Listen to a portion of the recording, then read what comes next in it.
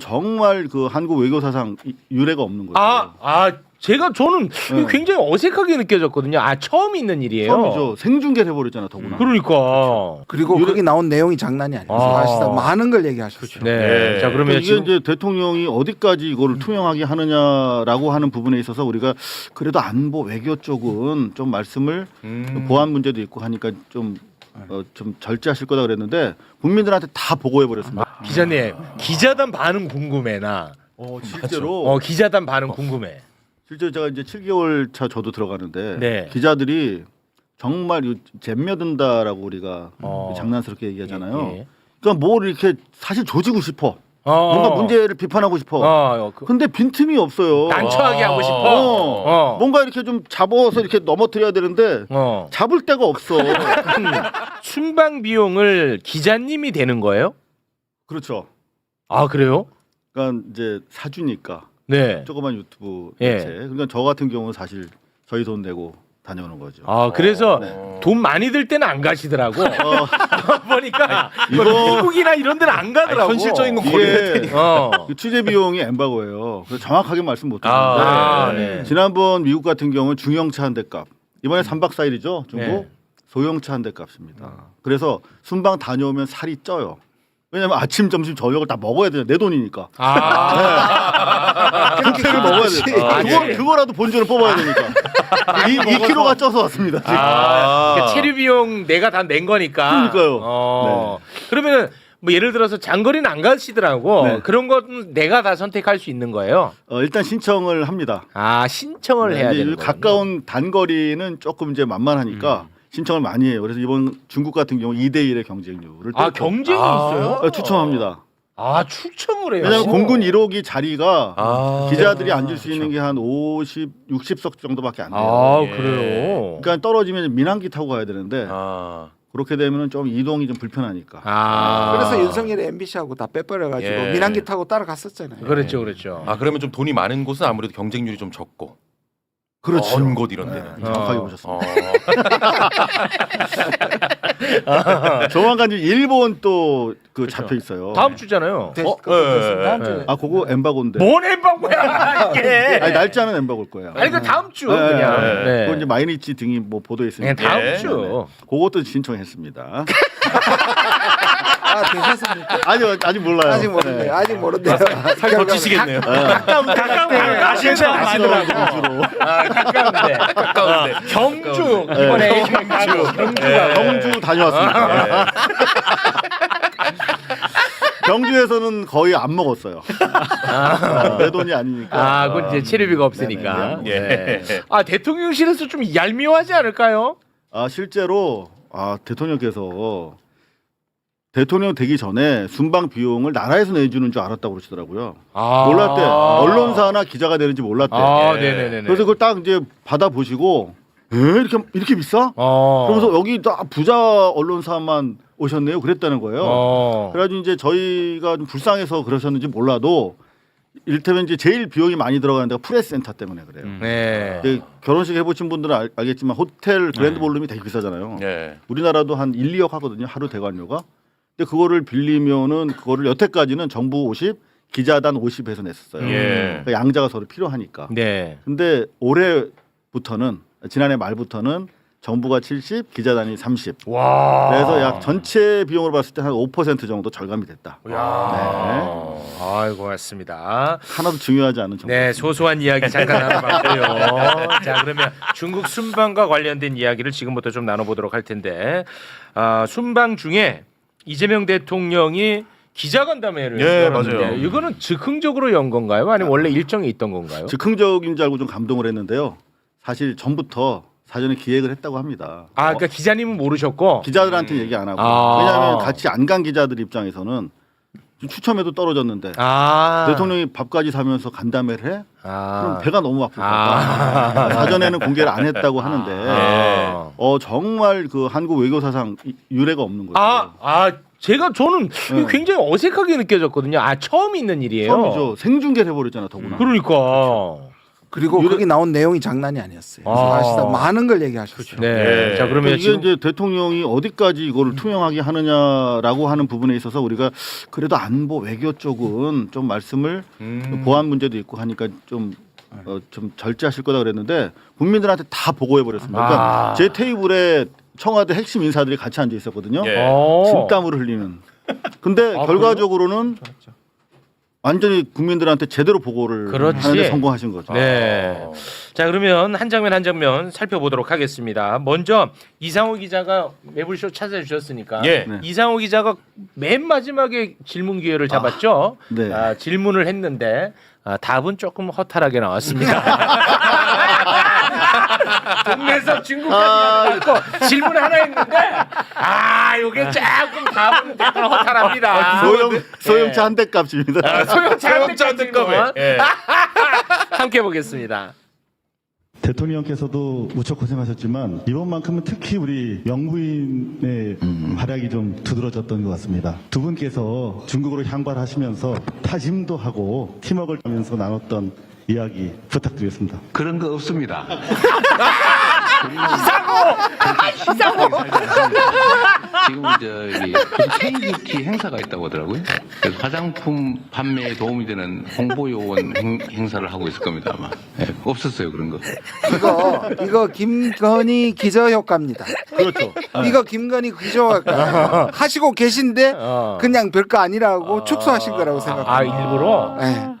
왜냐면 김건희가 하도 그런 거에 대한 반사적 기저 효과가 있어서 아니, 근데 피해를 봤습니다. 아니 근데 진짜 아주 뭐 사실관계는 좀 모르지만 자 저만 해도 김건희 트라우마 때문에 순방 여러 차례 일정이 있었잖아요. 그렇죠.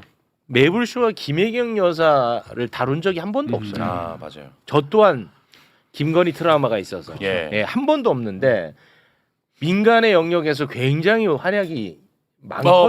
맞아요. 실제로. 예. 근데 이거를 한 번도 다룬 적이 없어. 그러니까 이번에 특히 영부인의 역할이 너무 컸어요. 네. 그러니까 쭉 이렇게 대통령 얘기만 하는데 저로서는 김혜경 여사의 역할에 대해서 국민들이 좀 그래도 같이 했으면 좋겠다는 생각이 들어서 제가 질문이 끝났는데 일어서서 제가 과감하게 손을 들었어요. 예. 왜냐하면 그러니까 이번 중국 뭐 외교 성과는 뭐 우리 저 의원님께서 잘 뭐 설명해 줄 수 있겠지만 일단 국교 이제 양국 간의 관계 정상화했다는 부분 그렇죠. 그리고 또 이제 대통령실 청와대에서 방점을 두는 거는 중국 국민들의 마음을 우리가 되찾았다는 거.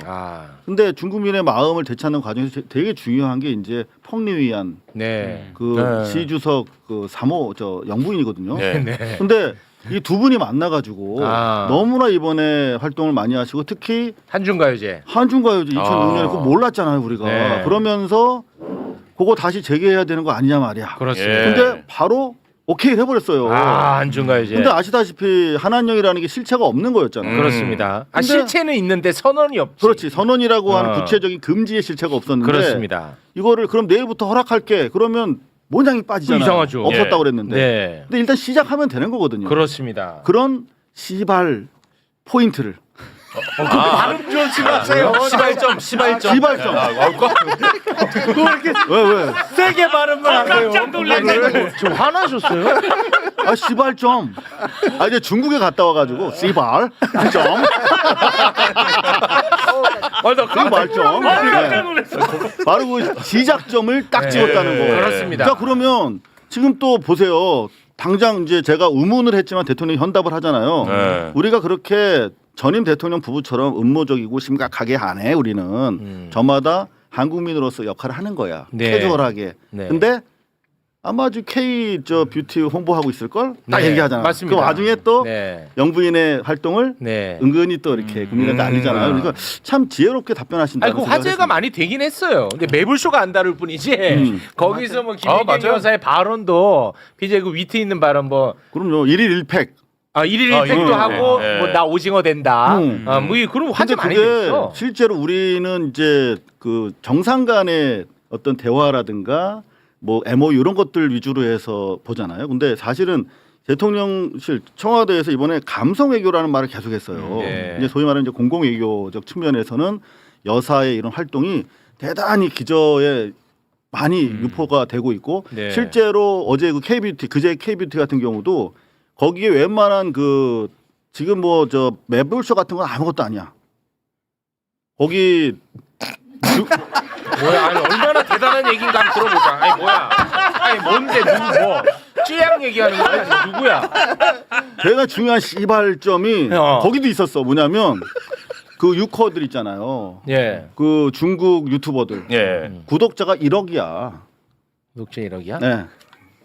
그리고 뭐 동접이 한 4천 뭐 이렇게 되잖아요. 4천만, 3천만 이렇게까지 되잖아. 동접이 3천만이라고요? 그거 확 할 때는 아 그래요? 그거 몰라요? 최욱 씨 또 겸손해지네. 구독자 분발하세요. 300만 되나 여기? 얼마예요? 아 죄송해요. 네. 근데 농담이고 여하튼 그렇게 큰 유튜버들이 계속 그걸 중계를 했어요. 오, 근데 거기에서 다 다니면서 여사가 인터뷰를 해준 거야. 아니 근데 중국이 그 유튜브가 돼요?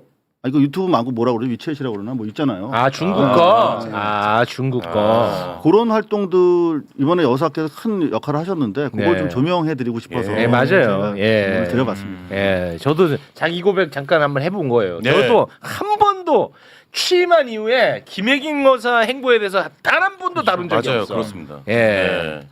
아주 고맙더라고요, 진짜 여사님. 알겠습니다. 자 그리고 기자간담회에서 서해 구조물 관련한 예. 이야기가 나왔습니다.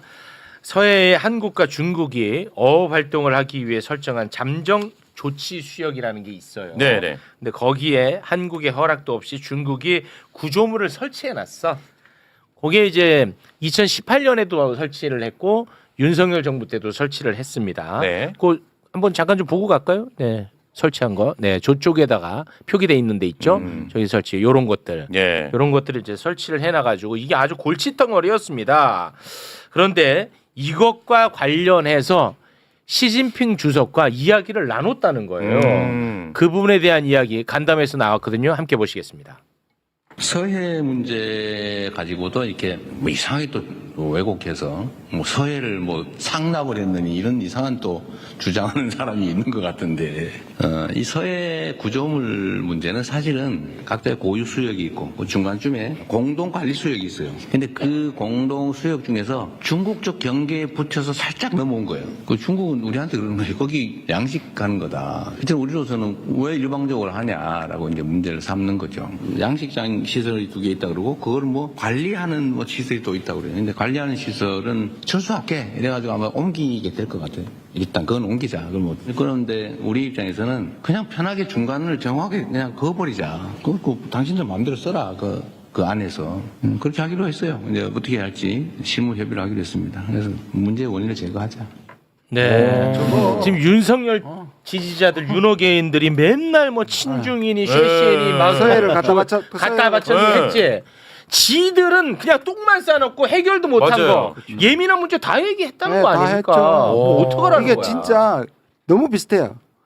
그 솔로몬의 배 가르는 거하고 너무 저기 아예 그 지혜 그랬죠. 아예 네. 임산부배를 갈라라 그랬잖아요. 네. 그것처럼 저렇게 명확하게 전문가들도 이거 해결 안 된다. 안 된다고 다 그랬어. 다 그랬습니다. 그렇지. 왜 워낙 민감해서 관리만 해야 되고 주시만 해야 되고 그것이 인공섬이나 것도 발전되지 않게 계속 해야 그 이상을 할 수가 없다고 얘기했는데 네. 그냥 명확하게 딱 해결하고 와버렸어요. 예. 어떡하라는 거야, 더 이상. 아 그러니까 지금 일단 그 네. 관리하는 걸 빼고 네. 그다음 지금 말씀하신 것처럼 정확하게 지금의 가상에선 딱 중간되는 거 꺼서 그냥 또 나누자는 거예요. 아니 그러니까. 네. 아니 그러니까 할 거 다 했다는 그러니까 거야. 뭘 더 이상 뭘 그래서 어떻게 이거 실무진이 이 얘기를 한다는 건데 예. 뭐 더 자세한 얘기를 또 알고 근데 계실 것 같아서요. 실제로 기자들이 이제 이를테면 조중동류의 재래식 매체들 중에 특히 이제 조중동류의 친구들은 제가 이제 기자단 일행이 돼서 같이 한 3박 4일 다니다 보니까 지네끼리 하는 얘기가 다 들리는 거야. 아. 기가 밝잖아 우리가. 아, 우리 기자님이 어울리진 못하나 보군요. 조금 좀 가까이 안 와요. 제가 몰까봐. 하나 둘 이제 저녁에 이제 심야에 한두 시쯤 끝나면 맥주 한잔 하면 와요. 그래서 아유 이렇게 무서운 분인 줄 알았어요. 뭐 이러면서 이제 오는데 여하튼 걔들 얘기하는 거 들어보면 야 네. 누가 이번엔 누가 물어볼래? 자기네끼리 이렇게 작당 같은 걸 합니다. 뭔가 하려고. 예. 근데 그 와중에 이제 조선 비지에서도 이상한 질문을 하고 있잖아요. 이따가 근데 준비해놨습니다. 예. 다 물어봐. 실제로 이제 5%할 때는 다 물어봐요. 근데 대통령이 모든 걸 다 얘기했더라고 시 주석이랑. 와. 우리가 이런 것도 얘기했을까? 근데 대통령의 장점이 그런 것 같아요. 다 얘기하고 다 들어주고 우리 얘기 다 하면서도 감정 안 상하고 네. 저쪽도 만족스럽게 느끼게 하고. 그게 이제 대표적인 게 서해 구조물건인데 네. 그걸 그냥 다 얘기해서 그러니까 논리가 정확해요. 뭐냐면 당연히 이렇게 해서 우리가 혐한 뭐 혐중 우리가 지금 없애야 우리가 잘 될 거 아닙니까? 그렇죠. 근데 근거가 없는 혐중이 그 진짜 너무 많은데 예. 이런 게 유사한 근거로서 이용될 수 있다. 아, 그럼 우리 그렇지. 양국 관계 발전에 도움이 안 된다라고 그렇지. 솔직히 얘기하는 거예요. 그렇지. 네. 이게 어려운 일이야, 근데. 어려워요. 근데 그걸 다 얘기하고 그 웃으면서 얘기해. 그렇죠. 실제 그러면 그렇게들 생각하시나 보죠? 그럼 우리 일단 관리 그 시설 뺄게요. 그리고 그 획정합시다. 이제 사실은 이게 획정이 안 돼 있잖아요. 그렇습니다. 서해 NLL처럼. 예. 그래서 요거를 그럼 어떻게 획정할까 두고 이제 중국 쪽에서는 제가 엠바고인데 지그재그 이런 식으로 가고 싶어해. 자기네 유리한 쪽으로 좀 맞죠. 뭐 아무래도 뭐 우리는 그냥 그냥 심플하게 이렇게 갑시다. 근데 요거를 이제 이야기를 하는 데 있어서 상당히 좀 그 다양한 논의의 층위가 쉽지는 있더라고요. 근데 않겠죠. 여하튼 그 논의를 시작을 했다는 거죠. 우리가 네. 본격적으로. 그런 게 성과라면 성과다. 그렇습니다. 그럼 윤석열 때는 어떻게 했을까? 하지도 않았지만 네. 어떻게 접근할 것 같아요? 빼라 그러잖아요. 그러면 하면 중국 이걸 빼면 그걸 인정하는 거잖아요. 그렇지. 거기에 자기 군사시설 했다는 걸 인정하기 때문에 절대 못해요. 네. 그런 방식으로 가서는 해결이 안 되는 거잖아요. 네. 해결이 아니라 맨날 일을 키웠잖아요. 일을 키우죠. 문제를 만들었죠. 근데 이런 해법을 한 거는 진짜 그렇습니다. 영민한 겁니다. 정말. 네. 그리고 이제 그 과정에서 자연스럽게 이번에 이제 우리가 안미 그 경중에서부터 벗어나서 이제는 뭐 우리가 지령에 입각해서 중국이랑도 안보 얘기한다라고 공개적으로 천명을 해버렸어요. 그러면서 상무 장관급 채널을 이제 새로 만들었고 동시에 이제 서해 이런 거 EEZ 같은 거 이제 나름대로 선을 그으려면 네. 군사 협의가 필요한 거거든요. 네. 그래가지고 군사 채널도 이번에 복원이 됐어요. 출발은 재난구호. 그렇죠. 서해 재난구호. 재난구호로. 그래 그건 좋은 방법이에요. 재난구호에서 요거 경계 획정까지 해서 군사 협의가 이제 본격화됩니다. 군사협의 이런 단어 또 함부로 써가지고 또 트럼프 자극하지 마시고 요거 저 발표 사항에 있는 내용입니다. 재난구호로 하는 게 좋을 것 같은데. 아니 아니요. 군사 그 협의도 군사협의 보도문에 나와 있어요. 나와 있어요. 네. 트럼프한테는 몰래 해라. 우리만 합시다 일단. 근데 중요한 거는 그 이번에 저 상임시정부 일정도 있고 그러잖아요. 네. 심지어 홍콩 공호까지 갔어 이재명 대통령이. 네. 그건 이제 비공개로. 네. 그런데 결과적으로 놓고 보면 미국도 일본도 다 해피해. 지금 뭐 이를테면 마이니치나 아사히에서는 미일 간의 관계를 배려한 신중한 외교적 움직임이 돋보인다라고 입장을 냈을 정도로 네. 할 말 다 하고 왔는데 미국이랑 일본은 땡큐라고 좀 하고 그러니까요. 있다니까요. 예. 정신승리라는데 일종의 정신승리인데 중립을 지켜줘서 고맙다고 그렇지. 얘기하고 있어요. 네, 알겠습니다. 일본은. 지금 다룰 게 많고 지금 두 분도 빨리 가셔야 되고 다음 분도 예. 계속 빨리빨리 진행하겠습니다. 아까 지금 말씀하신 그 조선비즈 기자의 질문, 이 혐중 정서와 관련된 이야기가 있었거든요. 기자가 이제 쿠팡의 개인정보 유출범이 중국인이라 혐중 정서가 더해지고 있다. 이런 이야기 시진핑 주석이랑 나눴냐 이런 이제 질문을 했습니다. 거기에 대해서 이재명 대통령이 매우 심플하게 이야기를 했어요. 내가 맨날 평소에 하던 이야기야. 내가 하던 얘기. 매불쇼 받나 봐. 네. 서로 이제 영향을 주고 받는 겁니다. 그 와중에 또 자기 아니 진짜야. 내가 진짜 청와대에서 매불쇼 모니터 되게 빡세게 합니다. 아니 잠깐만요. 여기 제가 중요한 증거가 있습니다. 이번에 신년회에 가서 여사님을 만났을 때 저한테 열심히 매불쇼 잘 보고 있다고 말씀하셨습니다. 진짜라니까요. 진짜요, 제가. 대통령이 진짜요? 회의에서 나 농담으로 한 건데. 회의에서 잘 보고 있다고 말씀하셨어요. 유튜브 썸네일 같은 거 매불쇼를 포함해서 쭉 이게 좀 중요한 거 있잖아요. 저 고발 뉴스 같은 거. 그런 거 딱 썸네일을 가지고 대통령이 회의에서 그래? 내밀면서 회의를 너무 하세요. 반가워하셨어요, 저를. 나 그냥 농담으로 농담으로 한 얘기인데. 앞으로 더 열심히 해요. 그러니까. 자, 장례 정리하고요. 공손하게 갑니다. 자, 기자 간담회 영상 함께 보시죠. 우리 국민들이 뭐 서해 구조물이나 오래된 미세먼지 문제, 특히 사실 쿠팡의 그 정보 유출 사태 관련해서 중국인 직원 이런 문제들이 사실 있지 않습니까? 그래서 이런 것에 근거해서 우리 국민들이 사실 중국에 대한 반감이나 약간의 우려, 불편함 이런 감정을 갖고 계신 것도 사실입니다. 그래서 이거와 관련해서 좀 두 분이 허심탄회한 대화를 나누셨을 거라고 생각하는데요. 쿠팡의 그 범죄 행위자가 중국 사람이다. 어쩌라고요? 일본 사람이면 그러면 그때부터 일본 사람 미워할 거니까. 그렇지. 그러면 쿠팡에 그 미국 사람 있으면 이제 미국 무지하게 미워해야 되는데 그건 왜 안 하는 거예요? 그렇지. 그 아무런 그야말로 그것도 근거 없는 얘기죠. 근거 없고 필요 없는 불필요한 이런 문제는 정말 우리 언론 여러분께서도 정리들을 가끔씩 한 번씩 해주세요. 중간적 입장에서. 뭐 언론이 입장이 중요하잖아요. 기자님, 기자단 반응 궁금해 나. 실제로 기자단 반응 궁금해.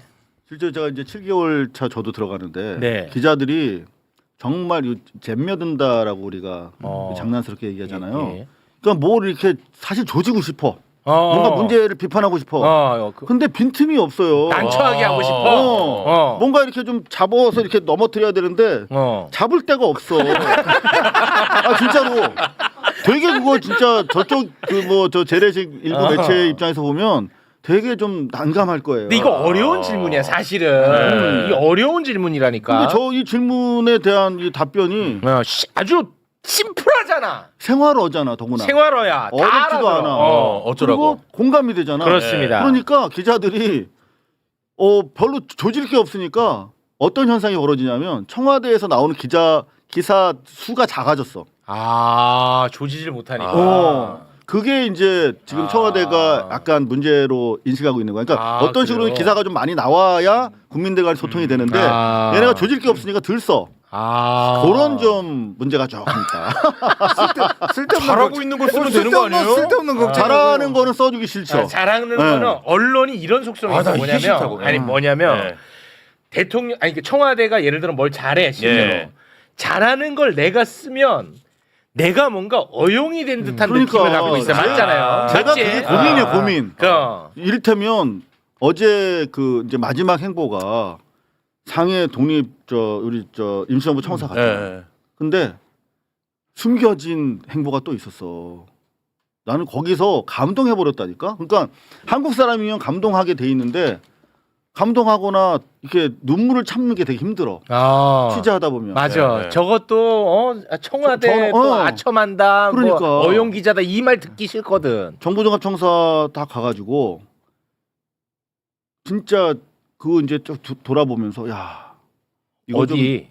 그저 상해 임시정부 청사. 네. 거기서 이렇게 좁다고. 네. 그나마 약간 넓힌 건데도 아직 좁잖아요. 네, 좁아요. 좀 이런 부분에 대해서 좀 신경 써달라고 하면서 막 정중하게 그 관리가 아예 붙어 있어 상해시에서 네. 전담하는 막 부탁을 하고 그리고 끝난 줄 알았어요.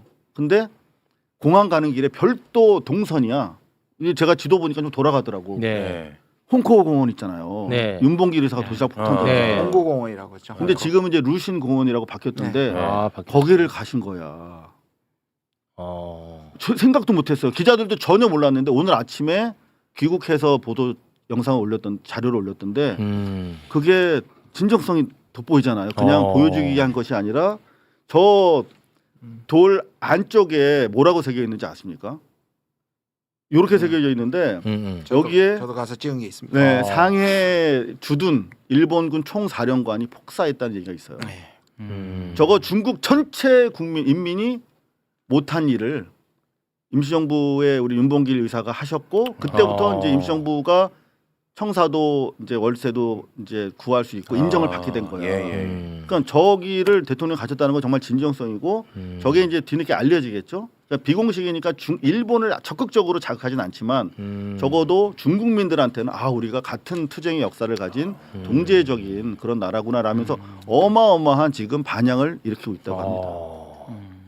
그 상해 임시정부 우리 기자님도 가셔가지고 그 밖에 스케치를 좀 하신 영상을 저희에게 주셨다고 하는데 네네. 단독 공개하는 영상. 예, 단독 공개라고 해갖고 대단할 것 같지만 그렇지는 않습니다.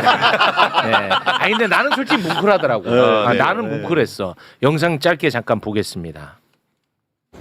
자, 아주 현대화된 이런 상해 굉장히 한복판에 비싼데. 개발이 중지된 상태로 신천지 유적지가 이름이 신천지. 이렇게 보존이 되고 있는데요. 이 전체에 임시정부가 있었던 것이 아니라 바로 요 입구에 들어가면 옥상까지 3층 건물, 지금 보면 협소합니다만 바로 이곳에서 국립의 염원을 키우면서 우리 지사들께서 수행하시던 그런 바로 소중한 공간입니다.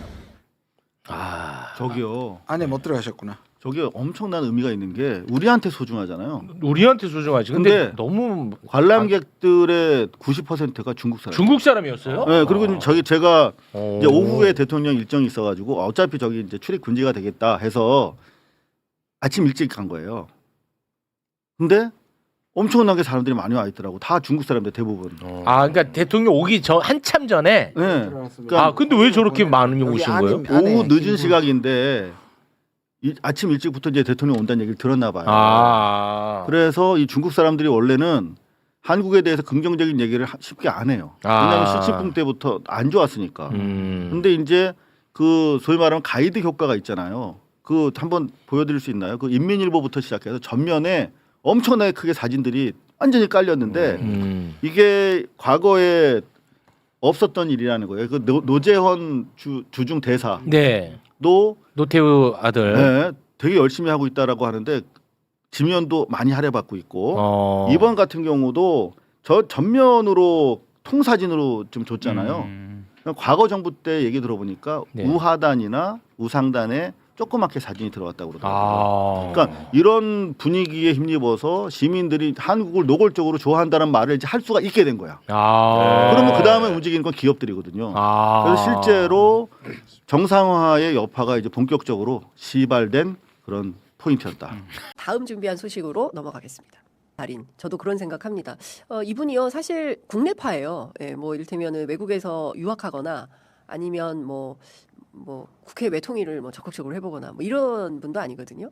그 외교 쪽에 눈 밝은 분은 아니다라고 생각을 했는데 너무 잘하시는 거죠, 그렇죠? 7박 10일입니다. 아마 기자들도 많이 지칠 텐데요.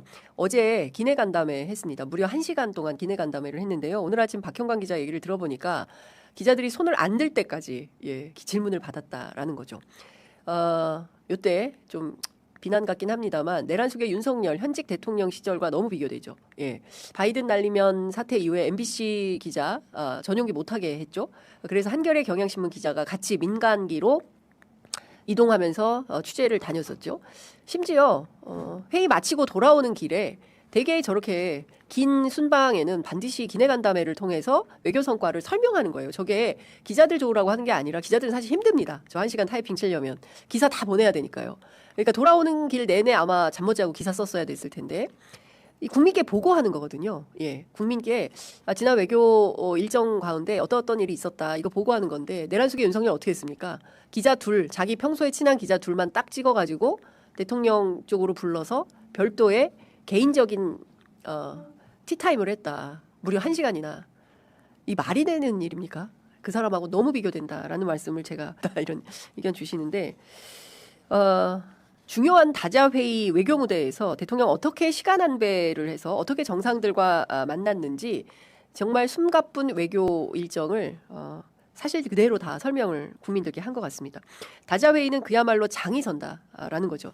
장이 섰어요. 그렇죠. 저렇게 막 외교에 정말 국제사회의 총합들이 다 모여서 세계의 정상들이 막 바쁘게 자국의 국익을 위해서 뭐라도 하나라도 더 건져올 게 없을지 하는 그곳에 장이 섰기 때문에 적극적으로 활동을 해야 된다. 이건 너무 당연한 거다. 대통령으로서 너무 당연하다. 이걸 전제를 깔고 말씀하십니다.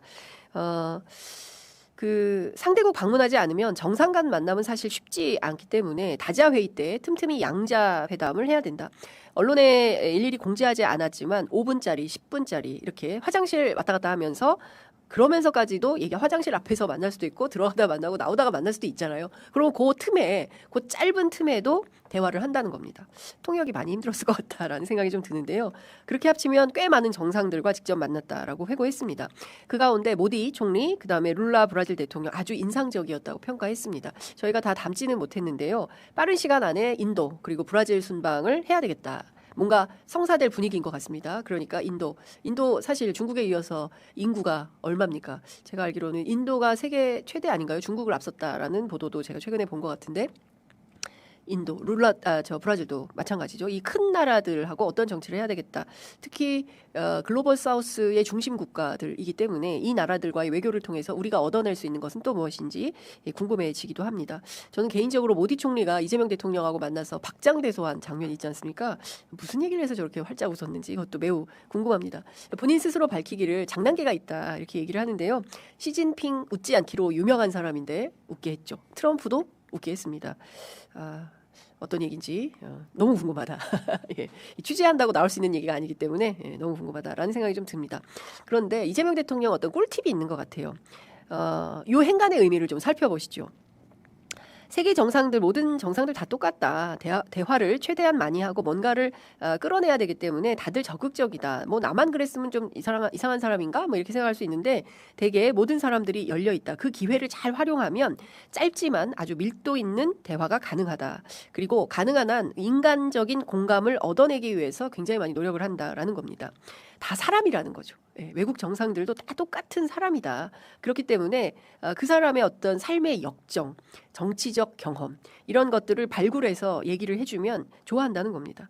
인간관계가 그런 거 아니냐는 거죠. 관심 갖고 좋아할 만한 것 언급해주고 공감해주고 또 아픈 거 위로해주고 그럼 다 좋아한다. 예, 사람 다 똑같다. 이재명 대통령의 외교 핵심 전략은 딱 두 가지입니다. 형식을 깨는 실용주의 그리고 사람의 마음을 얻는 감성 외교입니다. 화장실 앞에서도 이동 중에도 대화를 이어갑니다. 공식 회담이 아니어도 외교는 계속된다는 거죠. 강대국 지도자 앞에서도 보안, 통신 같은 민감한 현안을 피하지 않았습니다. 다만 상대가 불편하지 않도록 이재명만의 필살기로 영리하게 판을 깔았을 뿐인데요. 가장 강력한 무기는 따로 있었습니다. 상대의 인생과 정치적 경험을 미리 공부하는 것. 그 공감이 쉽게 웃지 않는다는 트럼프와 시진핑 등 각국 정상들의 미소를 끌어냈습니다. 형식보다 진심. 그게 한국 외교가 국제 무대에서 존재감을 키운 이유죠. 공감하셨다면 구독과 좋아요 부탁드립니다. 대한민국을 위해 뛰는 이재명 대통령의 행보를 계속 전해드리겠습니다.